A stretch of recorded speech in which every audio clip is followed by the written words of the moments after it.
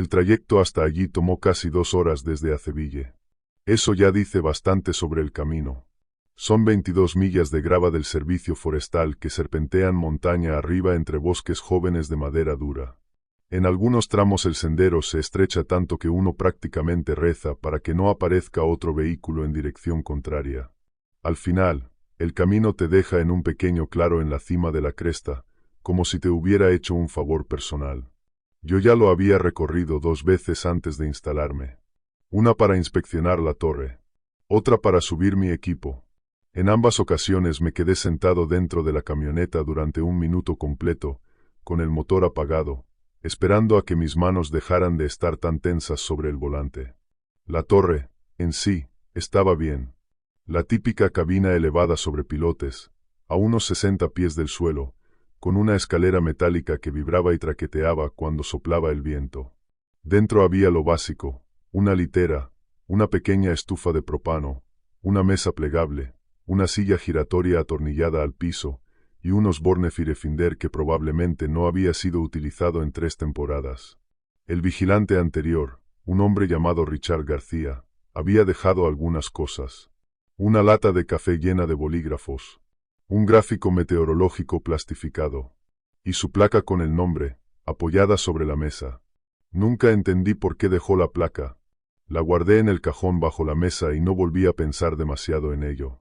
El acuerdo era simple. García estaba fuera por una cirugía de cadera. La temporada de incendios ya estaba terminando. La oficina del distrito Murphy solo necesitaba a alguien en la cabina durante 6 semanas más, lo suficiente para mantener los registros de comunicación y hacer una vigilancia básica mientras cerraban el papeleo de final de temporada. Yo soy contratista de cartografía GIS, no guardabosques. No tengo el entrenamiento de un ranger ni su instinto. Lo que sí tengo es una laptop, una pila interminable de contratos federales de mapeo, y una tolerancia al silencio que la mayoría de la gente no soporta. La oficina del distrito sabía todo eso. Aún así me contrataron. El pago era modesto, el riesgo bajo, era finales de octubre, y no había nada ardiendo. Joyce Roberts, la despachadora en Murphy, me explicó el sistema de comunicaciones el primer día. 3 líneas. Primero, la radio VHF sobre la repisa encima de la mesa, que alcanzaba la oficina de Murphy y algunos puntos repetidores. Segundo, el teléfono fijo. Un cable enterrado que descendía por la cresta hasta una caja de conexión en algún punto del camino forestal. Según Joyce, era confiable, pero lento de reparar si algo fallaba. Y tercero, mi celular, que apenas captaba una barra de señal en la esquina sureste de la plataforma de la cabina, siempre y cuando me quedara completamente quieto y no respirara demasiado fuerte. Probé las 3 líneas el primer día. Todas funcionaban. Lo anoté en el registro, y seguí con lo mío. Los primeros 8 días fueron tranquilos. Para ser sincero, incluso agradables. Me levantaba alrededor de las 6. Preparaba café en la estufa de propano. Hacía un barrido visual con los binoculares, lo registraba en el cuaderno, y luego me sentaba a trabajar en mis contratos de cartografía hasta el mediodía. El almuerzo era lo que hubiera empacado. Había llevado comida suficiente para 3 semanas. Casi todo cosas que no necesitaban refrigeración. Barras de granola, avena instantánea, sopas enlatadas, y una bolsa de almendras que ya me tenía harto para el 4.º día. Por la tarde hacía otro barrido visual, actualizaba el registro, y seguía trabajando. La luz que entraba por las ventanas de la cabina era sorprendentemente buena para la pantalla. Terminé 2 contratos que llevaba meses arrastrando. La soledad era manejable. Esa es la respuesta honesta. No voy a decir que me encantaba o que era pacífico. Era un tipo de silencio al que uno tiene que acostumbrarse. No hay tráfico. No hay vecinos. No hay ruido humano de fondo. Solo el viento. Los pájaros. Y de vez en cuando, algo moviéndose entre los árboles allá abajo. Por las noches leía. Había llevado 4 novelas de bolsillo y una revista que encontré debajo de mi cama en casa. Un número viejo de National Geographic de 2019, con un reportaje de portada sobre peces de aguas profundas. La leí 2 veces. El día 9 fue martes. Lo sé porque llevaba un registro en papel además del registro de radio, solo para referencia personal. Y siempre escribía el día de la semana en la parte superior de cada entrada. Costumbre del trabajo de campo. Estaba nublado y fresco. Unos 45 grados. Había pasado toda la mañana dentro, trabajando en un conjunto de datos para una región del Servicio Forestal en Oregón. Trabajo rutinario, verificar redes de caminos, comparar registros actuales con capas históricas, marcar discrepancias para que la oficina de contratos las resolviera. Fue ahí donde lo encontré. Estaba revisando un lote de archivos antiguos, probablemente de mediados de los 90, comparándolos con la base de datos actual de caminos del Servicio Forestal para el Bosque Nacional Naala. La mayor parte coincidía, pero había un tramo de camino que no. En los datos antiguos aparecía claramente un camino de acceso del Servicio Forestal, con su número correspondiente, que salía hacia el noreste desde el camino principal, aproximadamente a 1 milla por debajo de la torre. En los registros actuales, simplemente no existía. No estaba marcado como desmantelado. No había sido reclasificado. No aparecía fusionado con otra ruta. Simplemente, no estaba. Busqué el número del camino en el Inventario Nacional de Carreteras del Servicio Forestal. Nada. Lo comprobé en el portal GIS del condado de Cherokee. Tampoco. Entonces abrí un mapa topográfico de 1991, y ahí estaba. Una línea doble, tenue, avanzando hacia el noreste entre los árboles de madera dura, en dirección a un punto etiquetado como Cape Ridge Exp. Mine, Evanden. Lo investigué. La mina experimental de Cape Ridge había sido un sitio de extracción de cobre activo entre finales de los 70 y principios de los 80. En 1983 ocurrió un colapso parcial. 3 trabajadores murieron. Después del accidente, el Servicio Forestal cerró el lugar y lo selló con una reja. Desde entonces no volvió a utilizarse. Así que ahí estaba la situación. Un camino que llevaba a una mina abandonada, que aparecía en los registros antiguos pero no en los actuales. Una discrepancia. Nada demasiado dramático. Ese tipo de cosas pasa con infraestructuras viejas, sobre todo en tierras federales donde los archivos se digitalizaron en tandas durante décadas, y algunas cosas se pierden por el camino.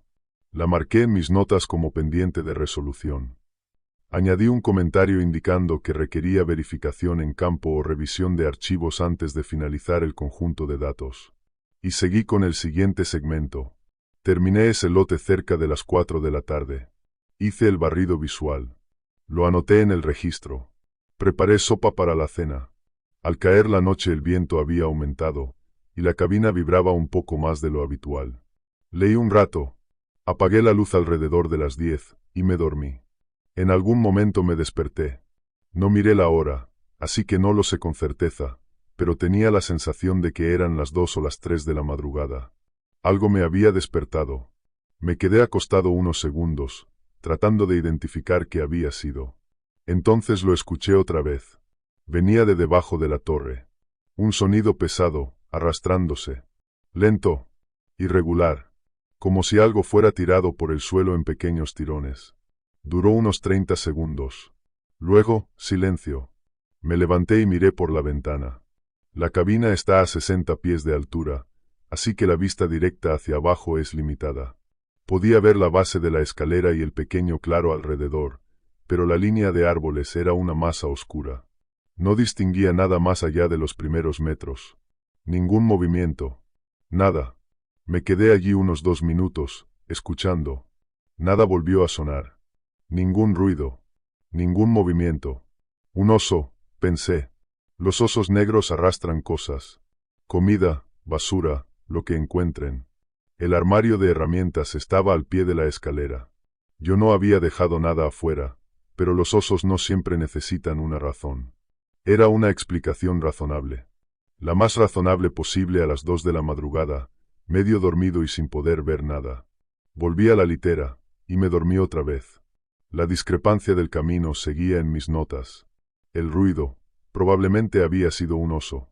Ya investigaría lo del camino cuando tuviera tiempo de hacer una inspección adecuada. El armario de herramientas estaba abierto cuando bajé por la escalera a la mañana siguiente. Lo noté desde el segundo descanso. La puerta estaba abierta a unos 90 grados, lo suficiente como para que las bisagras se hubieran asentado. No se movía con el viento. Simplemente estaba abierta. Quietamente. Como si alguien la hubiera abierto, y se hubiera ido. Terminé de bajar y me quedé frente a él. Todas las herramientas estaban allí. Las conté, porque en ese momento me pareció lo correcto.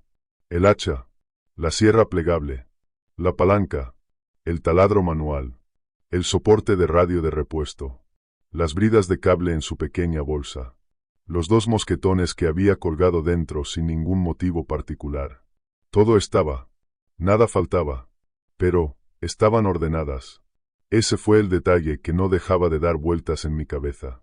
Las herramientas estaban alineadas por tamaño, de la más pequeña a la más grande, de izquierda a derecha en el estante inferior. Primero las bridas, luego los mosquetones, después el taladro manual, la sierra plegable, el hacha, y al final, la palanca, todo perfectamente espaciado, como si alguien hubiera usado una regla para colocarlas. Me quedé mirándolo durante un buen rato, más del que probablemente debería. La mañana estaba fría, el rocío aún cubría la barandilla, y yo sostenía mi taza de café, contemplando una fila de herramientas ordenadas por tamaño, como si alguien se hubiera aburrido mucho en mitad de la noche, y hubiera decidido ponerse a organizar. Los osos no hacen eso. Lo sabía. Un oso puede abrir un armario si hay comida dentro. Tienen fuerza suficiente para arrancar un pestillo estándar sin demasiado esfuerzo. Pero no ordenan cosas. Las tiran. Las rompen. Las dispersan por todas partes. No colocan un taladro manual junto a una sierra plegable, en orden ascendente. Así que la explicación del oso tenía un problema. Cerré el armario. Aseguré el pestillo. Comprobé que quedara bien enganchado. Luego me quedé allí unos segundos más, mirando la línea de árboles. Miré la escalera. Miré de nuevo el armario. El pestillo estaba cerrado. Las herramientas estaban dentro. Todo estaba bien. Subí otra vez a la torre. Y me puse a trabajar. No estoy orgullosa de aquello, si lo pienso ahora. La parte racional de mi cerebro ya estaba construyendo una nueva explicación, incluso antes de bajar el tercer escalón. Tal vez las herramientas ya estaban ordenadas antes de que yo llegara, y simplemente no me fijé bien. Tal vez el tipo anterior tenía algún sistema de organización que yo alteré sin darme cuenta, y, de algún modo, todo volvió a su lugar. O quizá estaba recordando mal cómo estaban acomodadas. Esa última explicación era la más débil, y yo lo sabía. Tengo muy buena memoria espacial para el equipo de campo. Forma parte del trabajo.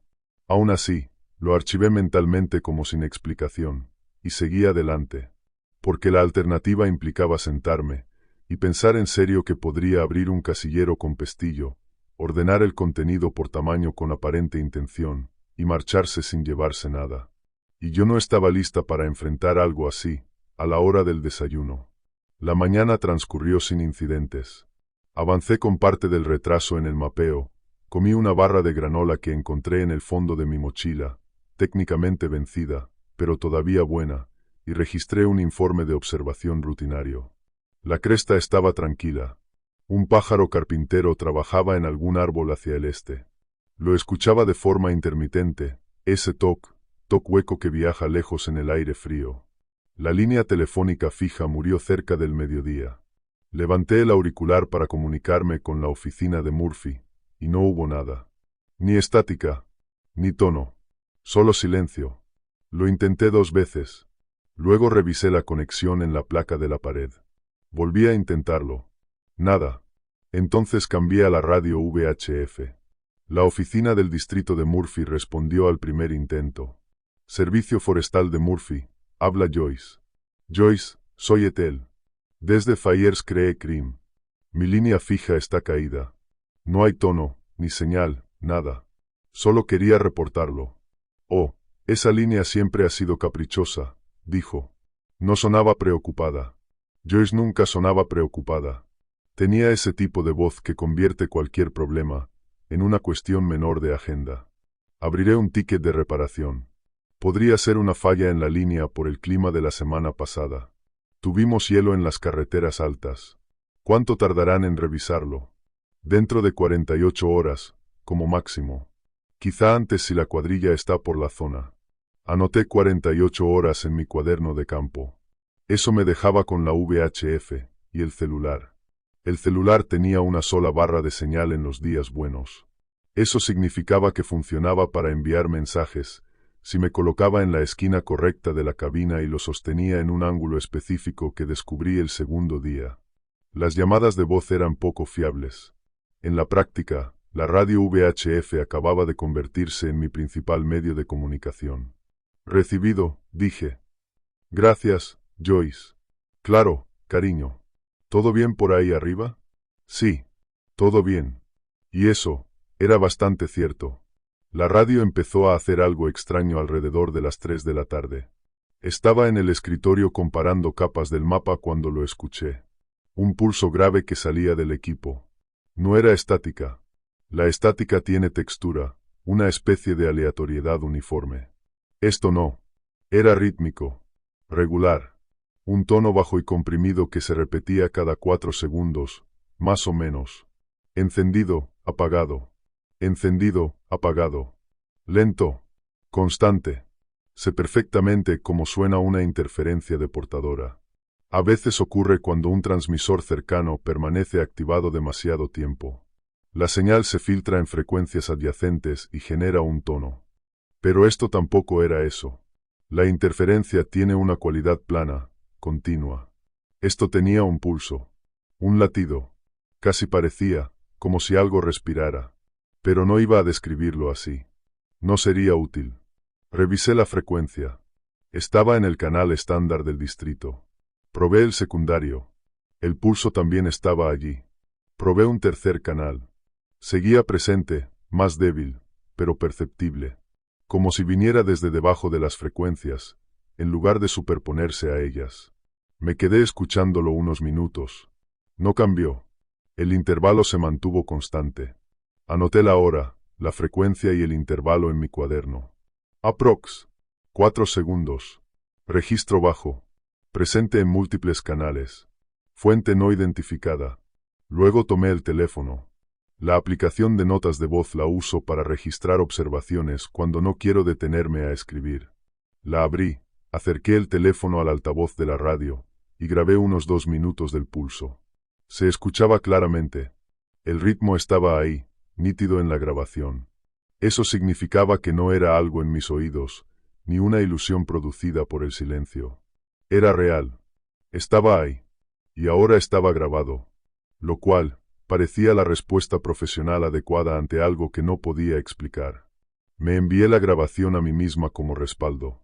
El mensaje salió al segundo intento. Me recosté en la silla y miré el cuaderno. La discrepancia del GIS del día 9 seguía marcada en la parte superior de la página.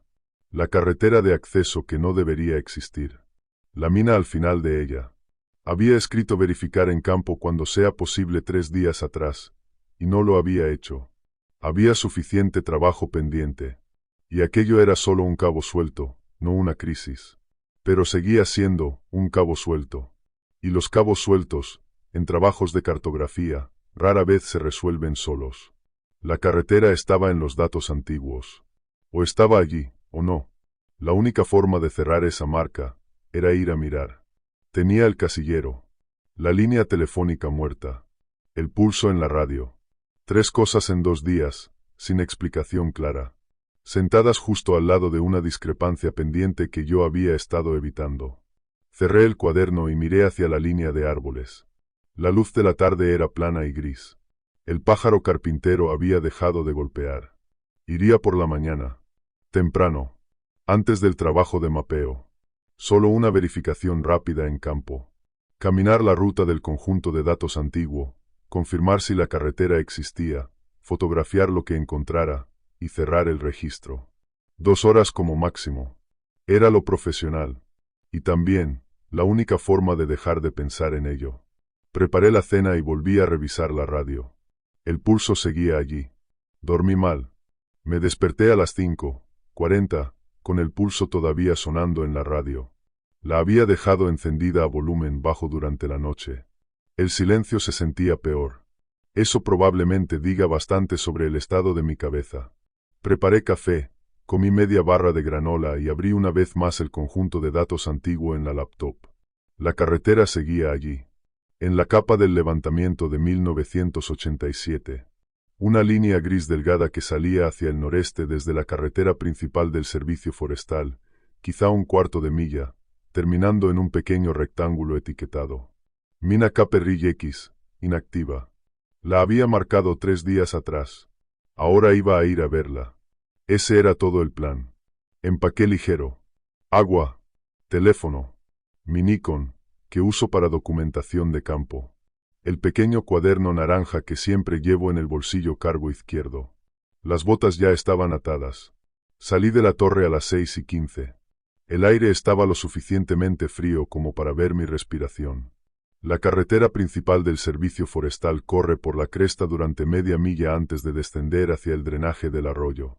Si existía, la carretera de acceso debía separarse hacia el noreste, aproximadamente a esa altura. Estimé las coordenadas a partir del conjunto de datos y marqué un punto en el teléfono. Por una vez, el GPS resultó útil. La caminata fue tranquila, silenciosa. La luz todavía entraba plana entre los árboles, y todo olía a hojas húmedas y a pino. No soy una persona matutina, pero puedo funcionar. Mantenía la vista en la línea de árboles a la derecha del camino, buscando algún claro. Casi lo paso de largo.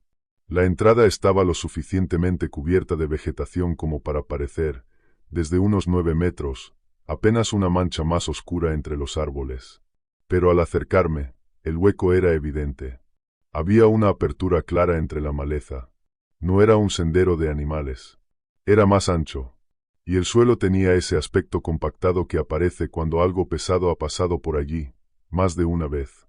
Salí del camino principal y empujé las primeras ramas. Y entonces, estaba allí. Un camino. Viejo. Sin pavimentar. 2 surcos de ruedas con una franja de hierba en medio. El tipo de camino que se abre una vez, y luego se abandona. Alisos y arces jóvenes crecían a ambos lados, tan cerca que en algunos tramos las ramas se tocaban sobre la cabeza. Los surcos seguían definidos. Eso significaba una de 2 cosas. O el suelo estaba tan compactado que 40 años de crecimiento vegetal no habían logrado borrarlos. O algo los había mantenido despejados. Anoté en el cuaderno. Camino confirmado. Aprox. 4 metros de ancho. Surcos intactos. Tomé una foto de la entrada desde la carretera principal y seguí caminando. 1/4 de milla no es mucho. Tardé unos 8 minutos. Iba despacio, fotografiando mientras avanzaba. El camino se curvó ligeramente hacia el noreste, luego se enderezó. Y entonces, al rodear un grupo de álamos tulíperos, la vi. La mina. La entrada era un portal de concreto incrustado en la ladera. El hormigón era viejo, manchado, con una larga grieta diagonal que descendía desde la esquina superior derecha hasta casi el suelo. En la grieta crecía una especie de musgo oscuro. El portal medía unos 2,5 metros de ancho, y casi 2 de alto, con un arco en la parte superior. Dentro de la abertura había una reja de acero montada sobre un riel. No se abría hacia afuera. Se deslizaba hacia un lado. Industrial. Pesada. Las barras estaban lo suficientemente juntas como para impedir que alguien pasara los hombros. Había una argolla soldada al marco de la reja, y otra a la pared de roca. Un candado cerraba ambas. Un masterlock grande. De los que tienen arco endurecido. Era plateado. Brillante. Limpio. Sin óxido. Sin marcas de intemperie. Me agaché para observar el ojo de la cerradura. Había un leve brillo de aceite alrededor de la abertura. Tomé 4 fotos del candado desde distintos ángulos, y una toma amplia de todo el portal. Luego me quedé allí, un momento. La mina había sido sellada en 1983. Los registros del servicio forestal que revisé durante el trabajo de Gis la catalogaban como acceso restringido, no operativa, sin mantenimiento requerido, sin inspecciones periódicas, no monitoreada. Ese es el lenguaje administrativo de algo que se supone que debe permanecer cerrado para siempre. Olvidado. El candado tenía quizás 6 meses. Probablemente menos. Anoté. Candado nuevo. Master Lock. Arco endurecido. Recientemente lubricado. Sin corrosión. Luego escribí. Inconsistente con estado de cierre de 1983. Y subrayé esa frase 2 veces. No suelo hacer eso. Me di la vuelta, y regresé a la torre. Ya tenía lo necesario para cerrar el registro. Camino confirmado. Entrada de la mina confirmada. Actividad de mantenimiento confirmada. Suficiente para un informe formal a la oficina del distrito. Un asunto de gestión de propiedad. Tal vez intrusión. Probablemente algo que la oficina de Murphy enviaría al coordinador regional. No era mi problema resolverlo. Mi trabajo era documentarlo. Eso fue lo que me repetí durante todo el camino de regreso. Llegué a la torre a las 7:40. Subí los escalones de la plataforma inferior, y me detuve. El maletín Pelican estaba apoyado contra la base de la escalera, justo en el centro de la plataforma, cerrado con sus pestillos. Era de tamaño mediano, gris, con el interior acolchado de espuma y las válvulas de liberación de presión en la tapa. Nunca lo había visto en mi vida. Me quedé un momento mirándolo. Luego miré alrededor. Nadie en la carretera. Nadie entre los árboles. La torre sobre mí, vacía. Y el maletín, simplemente, allí. Pensé que lo correcto sería tratarlo como un objeto encontrado y no tocarlo hasta pensarlo bien. Más de 3 segundos, al menos. Pero lo levanté de todos modos. Nunca he sido bueno practicando ese tipo de autocontrol. Pesaba bastante. Lo apoyé sobre la barandilla de la plataforma y abrí los cierres. Dentro había 4 objetos, encajados en recortes de espuma. El primero, una linterna UV, larga y delgada. Por el peso se notaba que llevaba baterías nuevas. El segundo, un mapa topográfico, doblado para mostrar el interior de la mina. Sistemas de pozos, secciones transversales, niveles, todo con el formato estándar del USGS. Pero encima de eso, alguien había marcado varios pasajes con bolígrafo rojo. Las líneas no estaban hechas con prisa. Eran precisas. Quien las dibujó sabía exactamente lo que estaba señalando. El tercer objeto era una grabadora digital de voz, del tipo que usan los periodistas. Una Sony ICDPX, pequeña, negra, con un puerto USB en uno de los extremos. El cuarto era una ficha. En la ficha había 6 palabras, escritas a mano con letras de imprenta. Reproduce la grabadora antes del anochecer. Antes de las 9. Saqué el teléfono. 6:47 de la tarde. Me senté en los escalones de la plataforma con la grabadora en la mano y volví a mirar la ficha. Antes de las 9 estaba subrayado. No era una sugerencia. La letra era uniforme, controlada. Sin inclinación, sin cambios de presión. La caligrafía de alguien que se había esforzado por ser claro. Pensé en el casillero. En el teléfono fijo muerto. En el pulso extraño en la radio VHF. En el candado nuevo de una mina cerrada desde antes de que yo naciera. Y ahora, esto. Mientras yo estaba a 1/4 de milla, en los árboles, alguien había estado aquí. Alguien sabía que yo estaba aquí. Alguien había venido esta mañana, o anoche, o ambas. Y me había dejado una linterna UV, un mapa del interior de la mina, una grabadora, y una instrucción muy específica sobre el tiempo. Lo racional era informar. Excepto que el teléfono fijo no funcionaba. El celular tenía una sola barra. Y la VHF seguía produciendo ese pulso extraño. Podía intentarlo otra vez, pero llevaba desde ayer intentándolo. La grabadora estaba tibia por el sol de la mañana que había calentado el maletín. En la parte frontal tenía un único botón. Play. Quedaban 2 horas y 13 minutos para las 9. Presioné el botón. La voz en la grabación era, tranquila. Eso fue lo primero que noté. No tranquila como alguien intentando sonar tranquilo. Tranquila como cuando lees notas de campo al final de un día largo. Tono plano. Ritmo medido. Sin dramatismo. Masculina. Probablemente de alguien en sus 40. Acento neutro. Podría haber sido cualquiera. Podría haber sido la voz de un vídeo de entrenamiento. La grabación empezó con una fecha. Hace 11 meses. No me moví mientras sonaba. Me quedé sentado en los escalones, con la grabadora sobre el regazo y el maletín abierto a mi lado, simplemente escuchando. La voz dijo que había una criatura viviendo en la mina. Y dijo criatura de la misma manera en que alguien diría problema de drenaje o fallo de equipo. Como si fuera un hecho técnico.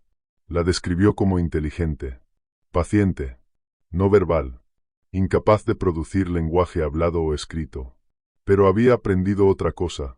Había aprendido a organizar objetos, mover cosas, colocarlas en configuraciones específicas. La voz dijo que, con el tiempo, la criatura había descubierto algo. Que la información organizada hacía que los humanos actuaran. Esa fue la frase exacta. Hacía que los humanos actuaran. No que llamara nuestra atención. No que nos asustara. Que nos hacía actuar. Como si hubiera realizado el experimento suficientes veces para conocer el resultado. Me quedé pensando en eso. El casillero. Todas las herramientas ordenadas de menor a mayor mientras yo dormía a 6 metros del suelo. No esparcidas. No tiradas. Ordenadas. Había elegido la explicación más fácil. Había cerrado la tapa, y me había alejado. Y ahora estaba allí, escuchando que la explicación fácil era incorrecta. Y que la posibilidad que había evitado pensar era la correcta. No era imposible. Pero sí, profundamente incómodo. La voz continuó. Dijo que el pulso de la radio VHF, el rítmico que había grabado con mi teléfono, el que no era estática ni interferencia, podía reproducirse a volumen para ahuyentar a la criatura de un pasaje. Temporalmente. No explicó cuánto duraba ese temporalmente. Tomé nota mental de ese vacío. Luego dijo que la linterna UV revelaría marcas biológicas en las paredes de la mina. Patrones geométricos formados por algún material orgánico oscuro. Esas marcas, según la voz, funcionaban como un sistema de navegación. Y el mapa dentro del maletín coincidía con ellas. Las rutas marcadas con tinta roja correspondían a esos caminos. Después dijo algo más. El objetivo estaba en los niveles inferiores. Una puerta de explosión de emergencia. Y eso era todo. Esa era toda la instrucción. Llegar a la puerta. Nada más. Ninguna explicación. Reproduje ese tramo otra vez. No todo. Solo los últimos 40 segundos. Las mismas palabras. La misma voz plana. El mismo final abrupto. Dejé la grabadora sobre el escalón y miré hacia la línea de árboles. La luz de la tarde se estaba volviendo baja y naranja. Las sombras se alargaban sobre la cresta. Era una vista hermosa. La había estado apreciando durante 9 días. En ese momento, no la apreciaba en absoluto. Esto era lo que tenía frente a mí. Alguien había preparado ese maletín. Alguien sabía que yo descubriría la discrepancia en el GIS, o había contado con que quien estuviera en esta torre lo haría. Alguien sabía que caminaría hasta la carretera. Y mientras yo estaba fuera, había venido aquí. Había dejado una linterna UV, un mapa del interior de la mina, y una grabación de 11 meses de antigüedad, hablándome de una criatura que se comunicaba ordenando herramientas. Las herramientas ordenadas, el teléfono muerto, el pulso en la VHF, el candado nuevo en una mina sellada desde 1983. Todo llevaba 2 días acumulándose en mi cabeza. Cada pieza con su propia explicación fácil. Pero ahora todas juntas tenían una etiqueta. Y esa etiqueta era peor que cualquiera de las piezas por separado. Yo soy contratista GIS. Hago mapas. Encuentro discrepancias en bases de datos. Las marco, y sigo adelante. No estoy entrenado para esto. No estoy equipado para esto. Tengo pantalones cargo. Una camiseta técnica. Unos Ken gastados. Un teléfono con una barra de señal en los días buenos. Y ahora también tenía una linterna UV, un mapa, y una grabadora con un pulso grabado. Pensé en esperar. Llamar a Joyce por la mañana. Intentar la VHF otra vez. Sentarme en la plataforma hasta que repararan el teléfono fijo. Consideré esa opción, unos 30 segundos. La ficha decía antes de las 9. Subrayado. La voz me había dado herramientas. Un destino. Y un límite de tiempo. Sin ninguna explicación. Y durante los últimos 2 días, cada cosa que parecía insignificante había resultado significar algo mucho peor. Tomé la linterna UV. Tomé el mapa. Lo doblé una vez y lo guardé en el bolsillo cargo izquierdo. La grabadora fue al derecho. El maletín Pelican lo dejé en la plataforma. El camino de regreso a la mina tomó unos 12 minutos. No iba rápido. Pensar me estaba ralentizando. Repetía la grabación en mi cabeza, buscando algo que se me hubiera escapado. Hacía que los humanos actuaran. Esa frase no dejaba de volver. La criatura había aprendido que la información organizada provocaba movimiento en los humanos. Había ordenado el casillero. Quizá había hecho algo con el teléfono. O quizá el teléfono simplemente se había estropeado. Había producido el pulso de la VHF. El mismo pulso que ahora llevaba en el bolsillo, listo para reproducir. Y alguien que ya no estaba aquí, había preparado un maletín con exactamente las herramientas necesarias y lo había dejado donde yo lo encontraría. No terminé ese pensamiento. Seguí caminando. La entrada de la mina apareció entre los árboles igual que esa mañana. Portal de hormigón. Reja de acero. Olor a roca fría y a agua estancada bajo el aroma de las hojas. La reja seguía allí. El candado también. Pero el candado estaba abierto. La argolla colgaba suelta. No lo había tocado cuando me fui. Solo lo había fotografiado, y había regresado a la torre. Me quedé mirándolo unos segundos. Luego tiré de la reja. Se abrió suavemente. Bisagras limpias. Sin resistencia. Sin óxido. Alguien había estado manteniéndola. Recientemente. Y con regularidad. La abertura era lo bastante amplia para una persona. Crucé la reja y entré en la oscuridad. La linterna UV lo cambió todo. Había esperado, en parte, que no funcionara. La grabación era demasiado perfecta, demasiado ordenada. Como un manual de instrucciones. Y los manuales de instrucciones casi siempre se equivocan en al menos una cosa. Pero encendí la linterna UV y barrí la pared izquierda. La pared cobró vida. No me gusta esa expresión. Pero es la única que encaja. Las marcas estaban allí. Densas. Geométricas. Cubriendo quizá el 60% de la superficie. Patrones que se repetían a intervalos. Material oscuro, casi negro bajo la luz UV. Biológico, de alguna forma. Preferí no pensar demasiado en eso. No eran aleatorias. Tenían estructura. Ángulos. Intersecciones. Algo parecido a una cuadrícula, pero orgánica, como si las mismas formas hubieran sido presionadas contra la roca una y otra vez hasta formar una capa. Saqué el mapa, y el mapa coincidía. Ese fue el momento en que sentí como el estómago se me hundía. Los trazos de bolígrafo rojo en el mapa topográfico coincidían con las marcas de la pared en cada cruce que había atravesado hasta ese momento. Quien había dibujado aquel mapa había estado allí abajo. Había visto todo aquello, y se había tomado el tiempo de documentarlo con precisión. Luego lo guardó en un estuche con una linterna UV y lo dejó en un lugar donde alguien, yo, pudiera encontrarlo. Seguí avanzando. El túnel principal descendía con una inclinación de unos 10 grados. No parecía mucho, pero al cabo de un rato empezaba a sentirse en los tobillos. La roca bajo mis botas era irregular, húmeda en algunos tramos. El aire se volvió frío con rapidez. Tenía un sabor metálico, a cobre, justo lo que esperaba por el nombre del lugar. Pero debajo de ese sabor había algo más. Algo que no lograba identificar. No era exactamente putrefacción.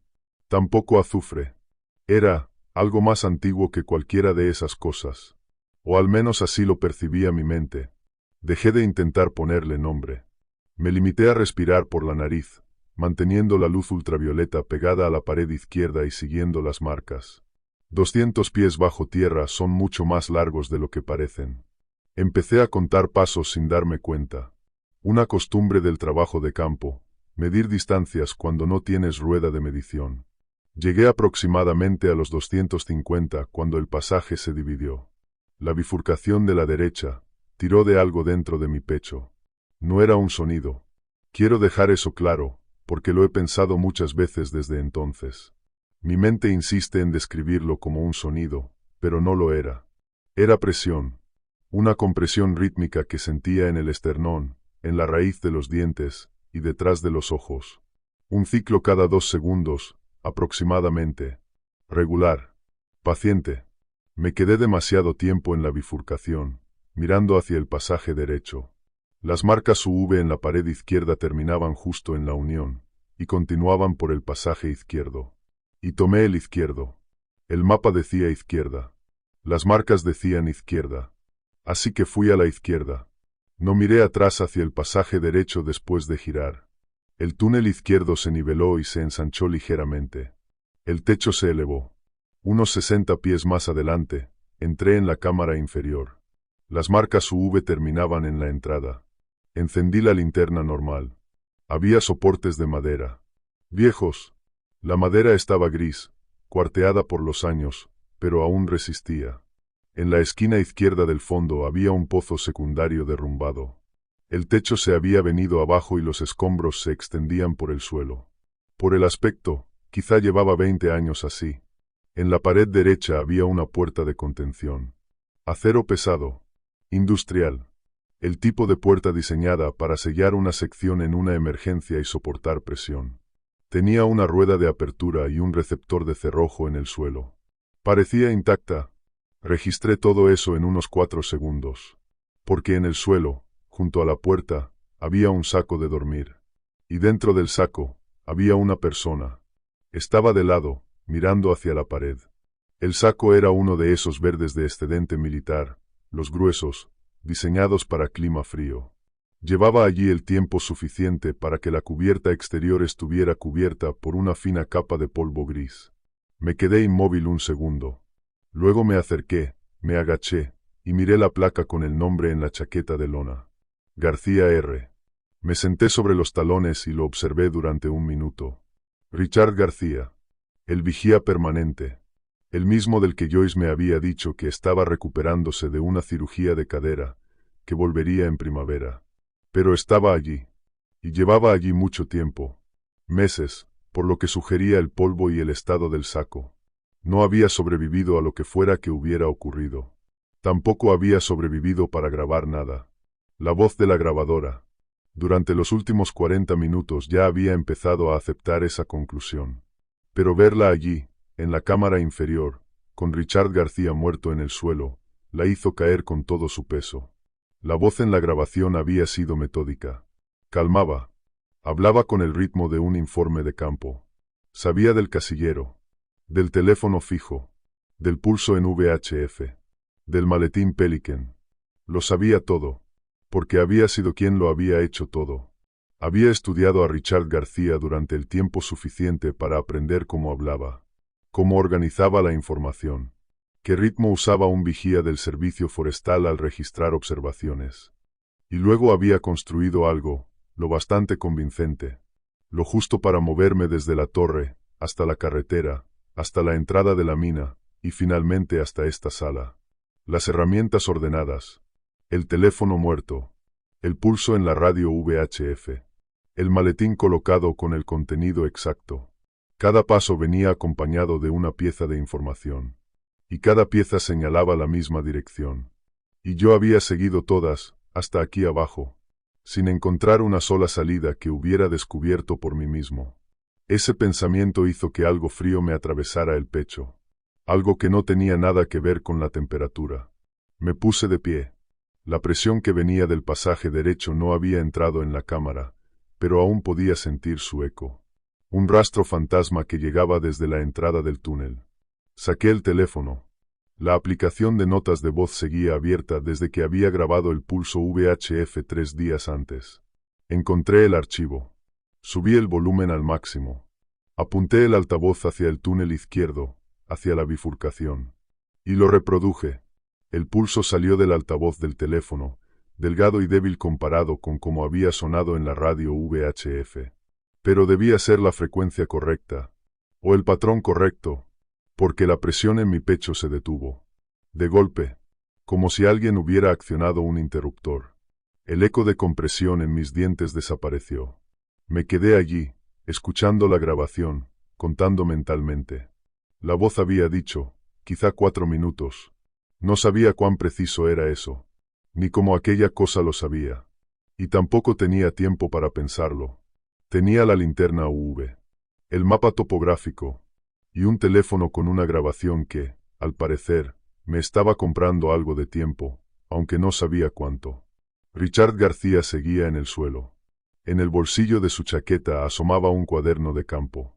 Alcanzaba a ver una esquina sobresaliendo por encima de la cremallera. Lo saqué. Encuadernado en espiral. Modelo estándar del servicio forestal. La cubierta verde estaba gastada, suave en las esquinas. Lo abrí en la última entrada y empecé a leer rápido. La letra era pequeña, apretada. Ese tipo de escritura que aparece cuando alguien lleva tiempo escribiendo en el frío y la mano ya no responde del todo. La última entrada de Richard García estaba fechada 11 meses atrás. La leí 2 veces. La primera pensé que había entendido mal. No era así. Las herramientas ordenadas en el casillero. De la más pequeña a la más grande. El teléfono fijo muerto. La interferencia VHF. Ese pulso rítmico y profundo. Él también lo había grabado. Igual que yo. En una grabadora portátil que llevaba consigo. El maletín Pelican sobre la plataforma inferior cuando regresó de verificar el camino de acceso. Cada paso, en el orden exacto. Seguí leyendo. Mi teléfono seguía reproduciendo el pulso detrás de mí, débil y ligeramente distorsionado por el altavoz. Lo escuchaba a medias mientras leía. Necesitaba saber cuándo empezaría a desvanecerse. La entrada tendría unas 200 palabras. Richard García escribía como redactaba informes, frases cortas, sin opiniones, solo lo ocurrido y en qué secuencia. Siempre aprecié eso de él, aunque nunca lo hubiera conocido. Y ahora estaba muerto, a apenas medio metro de mí. La última parte era la importante. La había escrito con una letra ligeramente distinta. Más suelta, como si la hubiera escrito rápido. O cansado. Había entendido el mecanismo. Lo explicaba con claridad. La criatura no perseguía. No acorralaba. Construía una secuencia, y la ejecutaba. Y al final de la secuencia, una persona salía. Porque una persona saliendo era la prueba de que la secuencia funcionaba. Una persona regresaba al mundo exterior. Volvía a donde estuviera la gente. Y tarde o temprano, alguien más aparecía en la torre. Y entonces la secuencia comenzaba de nuevo. La criatura dejaba salir a una persona, porque así traía a la siguiente. Cada pieza de información había sido colocada. El maletín Pelican. El mapa. La grabadora. La voz en la grabadora, que no era Richard García, que jamás había sido Richard García, pero que había pasado 11 meses observándolo para construir algo lo bastante parecido. Las marcas UV en las paredes. La ruta. Todo dispuesto y esperando. No era una cacería. Era cultivo. Me quedé allí, con su cuaderno en la mano y el teléfono reproduciendo el pulso, entendiendo que estaba al final de una secuencia que ya se había ejecutado al menos una vez. Probablemente más. La puerta de contención estaba justo detrás de mí. La grabación me había dicho que llegara hasta esa puerta. Era el siguiente paso en la secuencia. Y yo acababa de leer, con la letra del hombre que había seguido esa secuencia hasta el final, que el siguiente paso no era una salida. El pulso del teléfono empezaba a debilitarse. Podía oír el cambio. El patrón se volvía irregular, deshilachándose en los bordes. No sabía exactamente cuánto tiempo me quedaba, pero estaba seguro de que no era mucho. Miré la compuerta de explosión. Era una pieza de ingeniería seria. Antiguo equipo del servicio forestal, o quizá de alguna autoridad minera ya olvidada. No podía distinguirlo. Pero estaba claro para qué había sido construida, sellar un nivel inferior en caso de emergencia. Eso significaba que había sido diseñada para impedir que cualquier cosa atravesara ese punto, en cualquier dirección. El marco de acero estaba empotrado directamente en la roca. Un sistema de rieles horizontales. Una palanca de liberación en el lado interior. El tipo de puerta que existe porque, a veces, necesitas cerrar una sección de una mina rápido y asegurarte de que no vuelva a abrirse. La grabación lo había dicho con claridad. Llega hasta la compuerta. Nada más. Y hasta ese momento yo había estado tan concentrado en alcanzarla, que no había pensado realmente en lo que esa instrucción significaba. No decía atraviesa la compuerta. Solo decía, llega hasta ella. Y eso podía significar cualquier cosa. Entonces comprendí que no era un accidente. El sonido de presión comenzó de nuevo. Aún no era fuerte. Seguía distante. Venía de algún punto en el ramal izquierdo. Mis dientes lo captaron antes que mis oídos. Guardé el cuaderno de Richard García en el bolsillo de carga. No sé exactamente por qué. No iba a ayudarme, y tampoco era ligero. Aún así, lo metí allí y cerré la solapa. Se sentía, como lo correcto. Levanté la vista hacia la pared este de la cámara. El conducto de ventilación estaba allí. A unos 8 pies de altura, exactamente donde lo había visto al entrar, y donde lo había archivado mentalmente como no útil. Un pasaje horizontal que corría hacia el este. La luz ultravioleta había captado el borde cuando barrí la cámara. Tal vez 18 pulgadas de ancho. Eso fue lo que estimé, antes de seguir adelante porque tenía otras cosas en que pensar. Ahora volví a considerarlo. La criatura había marcado todos los pasajes útiles en el mapa, con tinta roja. Las marcas UV en las paredes coincidían exactamente con ese mapa. Las había seguido hasta aquí sin cometer un solo error. Eso debería haberme parecido buena navegación. Pero después de leer el cuaderno de Richard García, se sentía más bien como si alguien me hubiera traído hasta aquí con una correa. Cada pasaje marcado era un pasaje que la criatura había preparado. Cada pieza de información que había usado para llegar venía del maletín Pelican. Pero el conducto de ventilación no estaba en el mapa. Lo había encontrado yo. Porque el día 9 estaba trabajando con GIS y marqué una carretera de acceso que no aparecía en los registros actuales. Y porque había recorrido este pasaje con una luz UV antes de saber realmente qué estaba buscando. La criatura no lo había marcado. La criatura no lo había puesto en el maletín. Era solo un conducto de ventilación que avanzaba hacia el este, rumbo a la superficie. Y yo lo había notado porque fijarme en ese tipo de cosas es, más o menos, mi trabajo. La grabación del pulso se cortó. No se desvaneció. Simplemente terminó. El archivo acabó, y el teléfono quedó en silencio.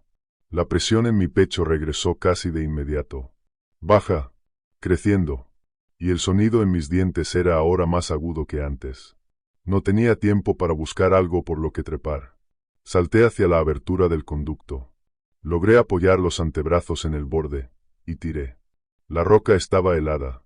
Mis manos también. Las botas raspaban contra la pared buscando apoyo. Primero conseguí pasar el pecho, luego las caderas, y de pronto estaba dentro, boca abajo, en un túnel horizontal que definitivamente no tenía 18 pulgadas de ancho.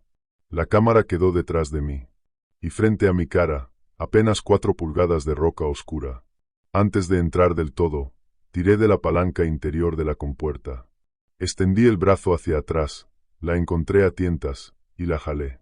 La puerta se desplazó por su riel con un sonido que sentí más de lo que escuché. Pesado. Final. Volví a meter el brazo y palpé hasta encontrar el perno de acero. Estaba allí. Un receptor empotrado en la roca del suelo. Lo dejé caer en su sitio. El mecanismo no podía accionarse desde el otro lado. Lo sabía porque la grabación lo había dicho. Y era extraño, pero me sentí agradecido por eso. El sonido de presión estaba ahora en el pasaje. Muy cerca. Encendí la linterna UV, apunté hacia el interior del conducto, y empecé a avanzar. El túnel descendía al principio. No me había dado cuenta al entrar. Solo había visto la abertura, medido su ancho con la vista, y la había archivado como demasiado estrecha, probablemente innecesaria. Nunca me arrastré dentro para comprobar la pendiente. Ese error fue mío. La linterna ultravioleta aquí no servía de nada. No había marcas en estas paredes. Nada preparado por la criatura. Solo roca cruda. Mi respiración. Y unas 15 pulgadas de espacio libre. 15. No 18. Y quiero dejar eso claro porque importa cuando intentas meter un cuerpo humano por ahí. No soy una persona grande. Mido 1,68 y peso unos 59 kilos. En el trabajo he pasado por lugares peores. Pero 15 pulgadas, cuesta abajo, en la oscuridad, con roca fría por todos lados, y algo detrás de una compuerta que acabas de sellar. Eso es otro tipo de estrechez. Sostuve la linterna con la mano derecha y avancé usando los codos. La roca estaba húmeda en algunos puntos. No goteaba. Solo ese tipo de humedad fría que atraviesa una capa base en unos 4 minutos. El túnel descendió unos 6 metros, y luego se niveló. Me movía bien. Respiraba bien. Tenía el mapa en el bolsillo de la chaqueta. No lo necesitaba. Solo había una dirección posible, adelante. Pero aún así mantenía una mano sobre él. No sé por qué. Simplemente se sentía correcto. El túnel se niveló, y luego comenzó a subir. Y fue entonces cuando choqué con la repisa. No estaba marcada en ningún lado. Era solo una protuberancia de roca, tal vez 10 centímetros, sobresaliendo de la pared derecha a la altura del hombro. Avanzaba apoyado en los codos, con los brazos extendidos. Mi brazo derecho pasó sin problema. Pero el hombro, no. La repisa atrapó la articulación por detrás. Y yo seguí avanzando, porque todavía no lo había sentido. Hasta que lo sentí. El sonido fue lo peor. No fue fuerte. Solo un pop húmedo y denso, que escuché desde dentro, no desde fuera. Como si algo que debía permanecer en un sitio, hubiera cambiado de lugar. Me quedé inmóvil. El brazo seguía allí. Aún unido. Pero cuando intenté moverlo, no hizo lo que le pedí. Hizo otra cosa. Algo que implicó una cantidad enorme de dolor, de inmediato. Dejé de pedirle cosas. Sabía lo que era. Ya me había dislocado el hombro izquierdo antes. Una caída en una cresta de las Cascals, 4 años atrás, mientras cartografiaba una zona quemada. El mismo sonido. La misma sensación inmediata de que algo estaba profundamente mal. El brazo simplemente se desconecta, como un cable arrancado de un puerto. No es el peor dolor que he sentido, pero está fácilmente entre los 5 primeros. Y no desaparece mientras la articulación siga fuera de su lugar. Me quedé allí en la oscuridad unos 30 segundos. Solo respirando. La roca estaba fría contra mi cara. Podía saborear cobre, y algo orgánico, en mi propio sudor. La linterna UV seguía en mi mano derecha. La única mano que me quedaba. Apuntaba a la pared, a unos 15 centímetros de mi nariz, iluminando nada más que piedra caliza húmeda. Bien. Tenía un brazo. El túnel seguía ascendiendo. Y aire frío llegaba desde delante. Eso significaba superficie. Lo que significaba que tenía que seguir avanzando. No fue elegante. Metí el brazo izquierdo contra el cuerpo lo mejor que pude. No fue fácil. El pasaje era estrecho, y no había mucho espacio para acomodar nada. Avancé usando el codo derecho y las rodillas. Cada vez que mi lado izquierdo golpeaba la pared, el hombro me recordaba su estado de una forma muy directa. Así que dejé de pensar en él. Pensé en el aire frío. Se estaba volviendo más fuerte. Eso era información. La información era buena. Unos 12 metros más. Tal vez un poco más. Entonces salí, arrastrándome boca abajo, sobre grava suelta, en una ladera oscura. Me quedé allí un momento. Solo respirando. El aire exterior era frío. Y sabía a pino. Y a nada más. En ese momento, fue lo mejor que me había pasado en unas 3 horas. Me levanté. Eso tomó un minuto. El hombro hizo el proceso, interesante. Estaba de pie en la ladera oriental de la cresta. La línea de árboles quedaba a unos 3 metros cuesta arriba. Intenté orientarme. La entrada de la mina estaba en la cara norte. Yo había salido al este. Eso coincidía con la dirección del conducto. La torre estaba al oeste. A media milla, al otro lado de la cresta. Para llegar allí tenía que ir primero al norte, y luego al oeste. Lo que significaba pasar por la entrada de la mina. Lo que significaba pasar por la reja. Me quedé pensando en eso un minuto. La reja tenía un perno que yo mismo había dejado caer desde dentro. Ese perno estaba en su receptor. El mecanismo no podía operarse desde el otro lado. La grabación lo había dicho. Y yo había decidido creerlo. Y seguía decidiendo creerlo. Porque la alternativa era quedarme en esa ladera esperando a que algo ocurriera. Y eso no era un plan. Avancé hacia el norte entre los árboles. Un solo brazo. Sin radio. El teléfono en el bolsillo izquierdo de mi chaqueta, fuera de alcance sin mover el brazo lesionado. El hombro se había asentado en un dolor profundo y constante, que estallaba cada vez que me movía mal. Me moví mal varias veces. La grava estaba suelta. Las raíces de los árboles eran irregulares. y la oscuridad era suficiente para obligarme a guiarme casi por completo por la memoria del terreno que había recorrido 4 horas antes. Entonces, la reja apareció entre los árboles. La puerta estaba cerrada. El cerrojo encajaba en su alojamiento, visible a través de la rendija del marco. El candado seguía colgando por fuera, abierto, exactamente como lo había dejado al entrar. Nada lo había movido. Nada había cambiado.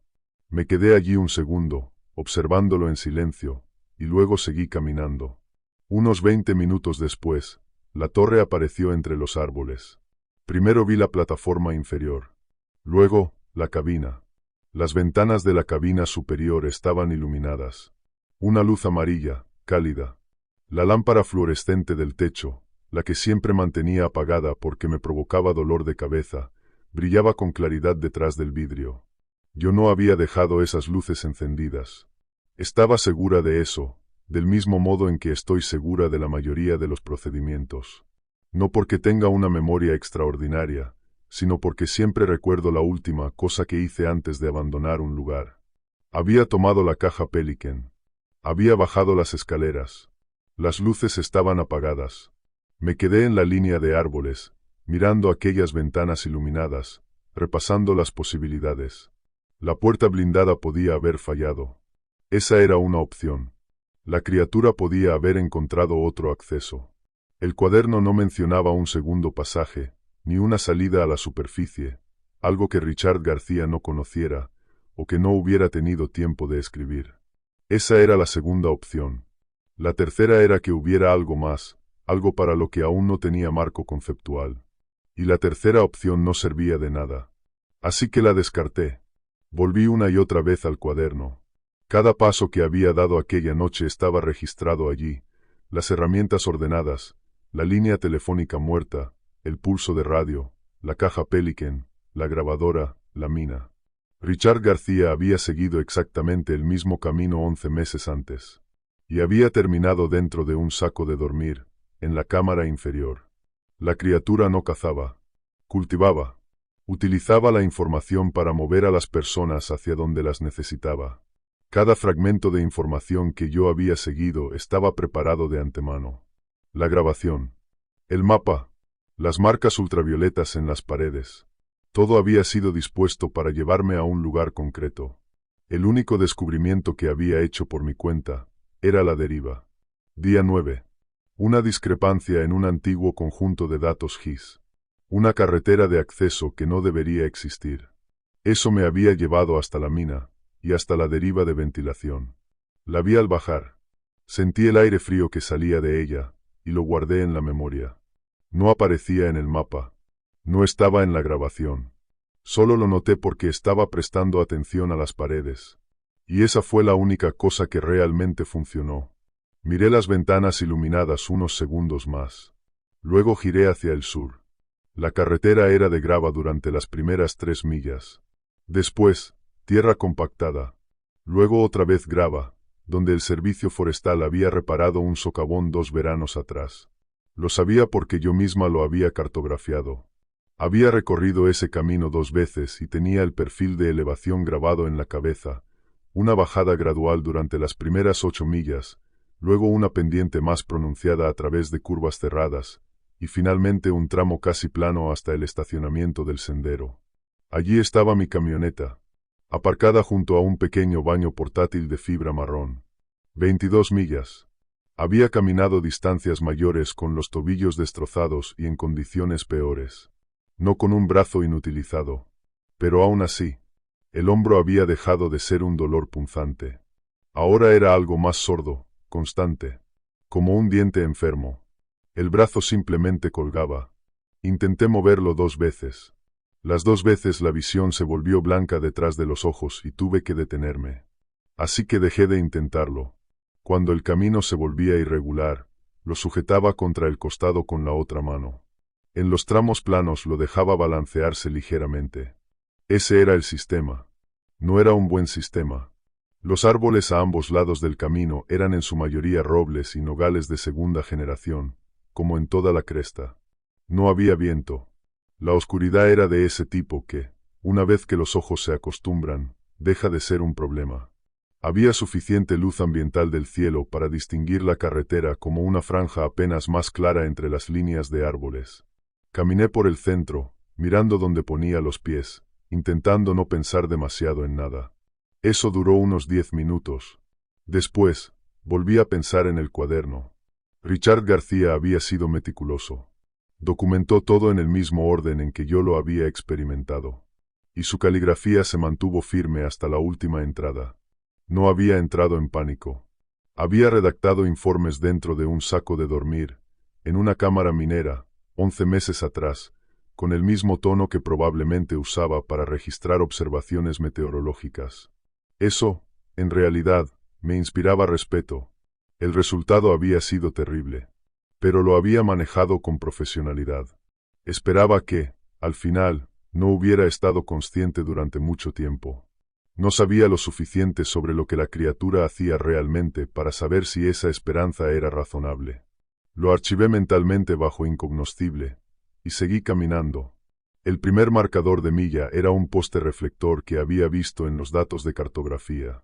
Cuando llegué a él, miré la hora en el teléfono. 41 minutos. Era lento. Sin darme cuenta estaba protegiendo el hombro, acortando la zancada del lado derecho para mantener el brazo inmóvil. Corregí la forma de caminar. El hombro me recordó de inmediato por qué lo hacía. Así que encontré un punto intermedio, y seguí avanzando. Sin señal. Ya lo había comprobado 3 veces. Decidí no volver a hacerlo hasta llegar a las curvas cerradas, donde durante la subida había logrado captar media barra de señal. El teléfono tenía alrededor del 60% de batería. La aplicación de notas de voz seguía abierta. La cerré. Pensé en la caja Pelican. Quienquiera que la hubiera preparado, o lo que fuera que la hubiera preparado, había hecho un buen trabajo. La linterna ultravioleta era la herramienta correcta. El mapa era preciso. La grabadora contenía exactamente la información necesaria para llevarme a la mina, y hasta la cámara inferior.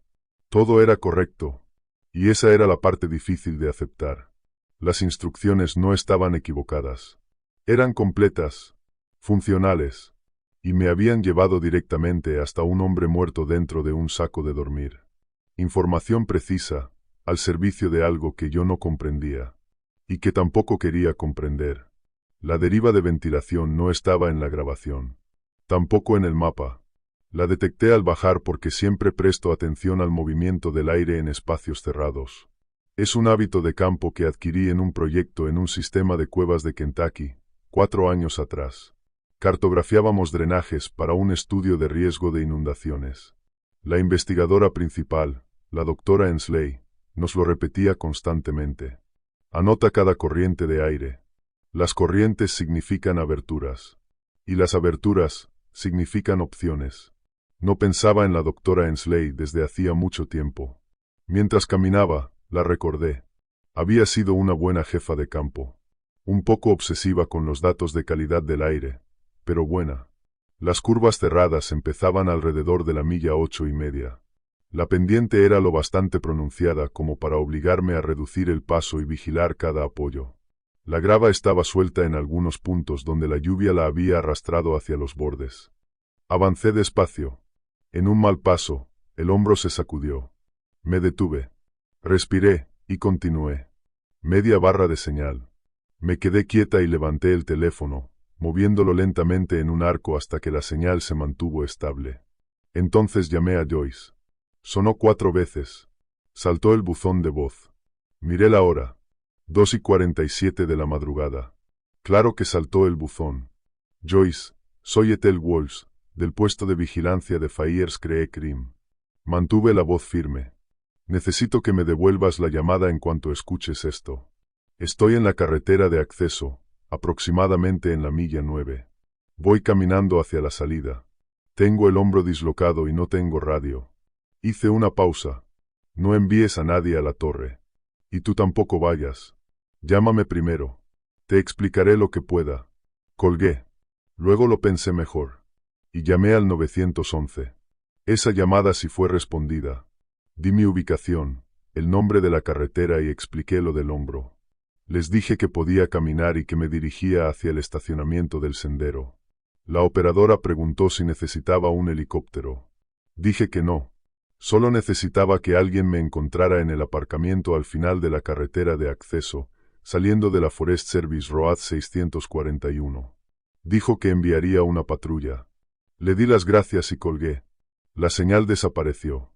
Guardé el teléfono en el bolsillo y seguí caminando. Las curvas me tomaron unos 40 minutos. Después de eso, la carretera se volvió plana y caminar fue más fácil. Dejé de pensar tanto. Solo avanzar. Pie izquierdo. Pie derecho. La grava crujía bajo las botas. Los árboles estaban en silencio. Alrededor de la milla 14, un búho listado cantó desde el lado izquierdo del camino. Me detuve un momento y lo escuché. Luego seguí caminando. Fue un buen momento, en realidad. Solo un búho haciendo cosas de búho, completamente indiferente. Para la milla 16, la mano se me había entumecido. Había estado sujetando el brazo contra el costado y corté la circulación. Lo solté, sacudí la mano, y el hormigueo regresó. Entonces cambié la postura, sujeté el brazo contra el cuerpo con el codo contrario. Funcionó mejor. Llegué al estacionamiento del sendero a las 4:52 de la mañana. Mi camioneta seguía allí, cubierta de polvo marrón del camino, aparcada al fondo, junto al baño portátil. Cerca de la entrada del aparcamiento había un coche patrulla del sheriff del condado de Cherokee, con las luces de estacionamiento encendidas. El agente salió cuando me vio aparecer entre los árboles. Era joven. 20 y tantos, tal vez. Miró mi brazo, luego me miró a mí. Señora, ¿es usted Ethel Walsh? Sí, respondí. Soy yo. Lo informó por radio. Pidió una ambulancia desde Aceville. Luego me hizo sentarme en el portón trasero de su patrulla. Preguntó qué había ocurrido. Le dije que me había caído dentro de un pozo minero mientras realizaba una verificación visual, y que me había dislocado el hombro. Lo anotó. No preguntó qué hacía dentro de una mina en mitad de la noche. Y yo no añadí nada más. La ambulancia tardó 40 minutos. Durante ese tiempo me quedé sentada en el portón trasero. El agente me dio una botella de agua de una nevera en el asiento trasero. Me la bebí entera. El cielo empezaba a teñirse de gris violáceo cuando llegaron los paramédicos. Joyce devolvió la llamada a las 5:19. Estaban inmovilizando el hombro para el traslado. Ethel, ¿qué pasó? ¿Estás bien? Más o menos. Hablé despacio. Necesito informarte antes de que alguien suba a la torre. Tengo programado un equipo para revisar la línea telefónica esta mañana. Cancélalo, dije. O al menos ponlo en pausa. Por favor. Hubo silencio. Está bien, lo detengo. ¿Qué está pasando? Será una conversación larga. Hice una pausa. ¿Puedes venir al hospital de Hatchesville? Te contaré todo lo que pueda documentar. Dijo que estaría allí a las 8. Dejé que los paramédicos me subieran a la ambulancia. Me recosté en la camilla estrecha, mirando el techo, haciendo inventario. Hombro dislocado. Sin radio. Sin cuaderno. Había dejado el de Richard García en la cámara, con él. Parecía lo correcto. Mi teléfono tenía 11% de batería. No tenía idea de qué era la criatura, ni de dónde había venido, ni cuánto tiempo llevaba en la mina, ni de qué hacía realmente con las personas que llevaba allí abajo. Tenía una grabación de voz.